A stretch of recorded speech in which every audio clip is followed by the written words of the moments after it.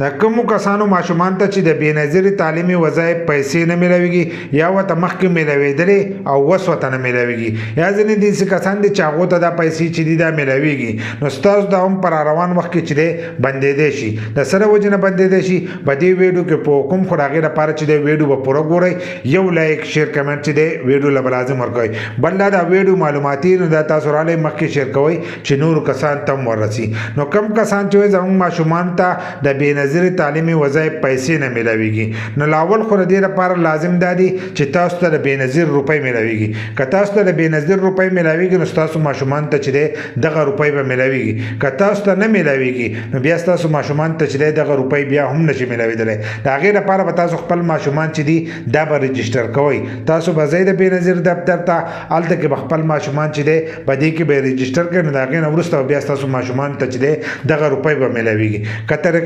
طریقه نه درځي نو د دې په باره کې زمونږ ویډیو شته تاسو هغه ویډیو کتی شئ په هغه طریقه باندې تاسو خپلو ماشومانو له رجسټریشن کولی شئ خو ځینې داسې کسان دي چې هغو ته د مخکې نه دا روپۍ میلاوېدلې او اوس ورته دا روپۍ چې دي نه میلاویږي نو سره وجې نه میلاویږي د دې وجې نه میلاویږي یا به تاسو د خپلو ماشومانو سکول چې دی دا به چینج کړئ کله چې تاسو د خپلو ماشومانو سکول بدل کړئ نو د دې د وجې نه چې دی بیا ستاسو ماشومانو ته پیسې نه میلاویږي نو هر کله چې تاسو سکول بدل کړئ نو د خپلو ماشومانو رجسټریشن چې دی دا دوباره اپډیټ کوئ هلته کې ځئ د هغه ځای نه فارم راغلی او دلته کې د پرنسپل نه دستخط کوئ واپسې به هلته کې وړئ نو د هغې نه وروسته به دغه روپۍ چې دي دا به تاسو ته میلاویږي نو کومو کسانو ماشومانو ته چې روپۍ نه میلاویږي نو هغه به تاسو دا هر سره چې دي دا به اپډیټ کوئ لکه مور پلار ته چې روپۍ میلاویږي او د دې نه مخکې ماشومان ته هم میلاوېدلې نو هغه به دا هر سره اپډیټ کړي نو د هغې نه وروسته به دغه روپۍ چې دي دا به تاسو ته میلاویږي بل دا چې ستاسو د ماشوم 70% حاضري ځینې کسانو سکول نه چینج کړی خو بیا هم ماشومان ته چې دی روپۍ نه میلاویږي